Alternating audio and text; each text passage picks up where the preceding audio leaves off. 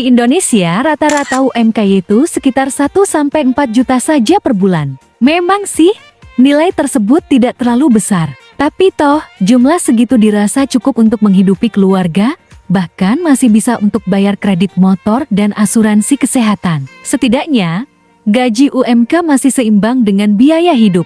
Tapi, pernahkah kalian membayangkan jika hidup di Swiss? Mungkin negara tersebut bisa disebut salah satu yang paling maju di dunia. Terbayangkan gimana kaya dan sejahteranya warga di sana. Tapi, tahukah kalian kalau biaya hidup di Swiss juga amat mahal? Saking mahalnya, gaji sekitar 100 juta rupiah saja bakal terasa pas-pasan di sini. Fakta tersebut juga bikin masyarakat di negeri penghasil coklat itu susah kaya. Selengkapnya tentang kehidupan Swiss, berikut ini ulasannya.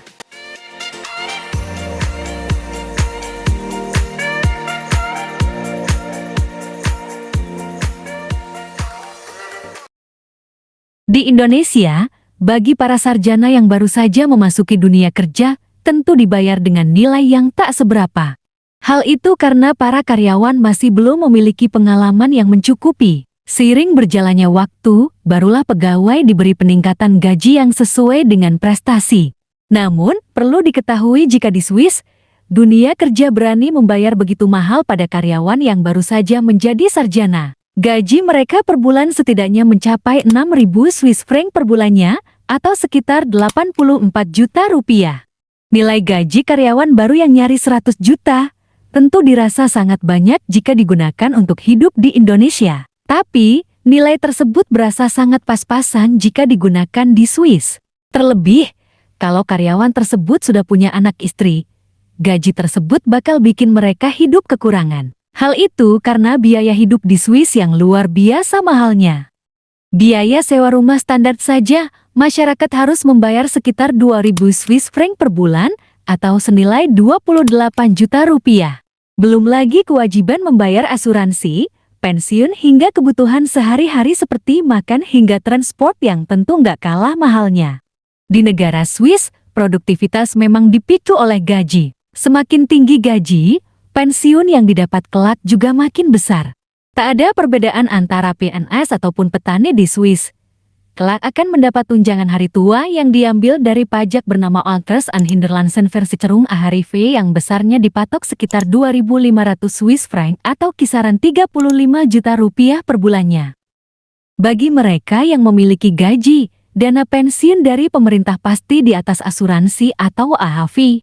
Selain biaya hidup yang begitu kontras, masih ada satu lagi perbedaan Swiss dengan Indonesia. Memang sih, hidup di negara pembuat coklat tersebut bikin napas kembang kempis, tapi masih cukup nyaman bagi para orang tua karena nggak perlu mikirin biaya pendidikan buat anak-anak mereka. Berbeda dengan banyaknya anak Indonesia yang putus sekolah karena kurang biaya, di Swiss pendidikannya terjamin. Bahkan, jika ada yang berniat berkali-kali mendapatkan gelar doktor, semua tetap dibebaskan dari biaya. Penduduk Swiss tidak kaya raya, tapi sejahtera. Dengan biaya hidup yang luar biasa mahalnya, tentu bisa dibayangkan jika masyarakat di Swiss sangat sulit untuk menabung, bahkan sangat jarang yang bisa kaya raya. Meski demikian, penduduk di sana sangat sejahtera. Kenapa? Karena individu, swasta dan negara bekerja sama membangun kesejahteraan dengan hidup sederhana. Biaya hidup yang serba mahal membuat masing-masing warga terbiasa hidup sederhana demi memikirkan masa depan. Menurut beberapa penelitian, Swiss adalah juga salah satu tempat paling bahagia di dunia.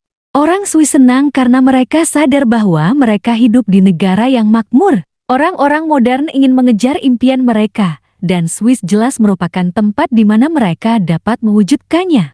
Juga, kebanyakan orang di Swiss tidak bekerja lebih dari yang diperlukan dan menurut hukum. Artinya, mereka memiliki banyak waktu untuk aktivitas lain menghabiskan waktu bersama keluarga dan teman, aktivitas santai, olahraga, home theater, bioskop, dan semacamnya. Swiss juga merupakan tempat kelahiran Palang Merah, salah satu organisasi kemanusiaan tertua dan paling terkenal di dunia, dan menampung kantor pusat atau kantor sebagian besar lembaga internasional utama, termasuk WTO, ILO, FIFA, dan Perserikatan Bangsa-Bangsa.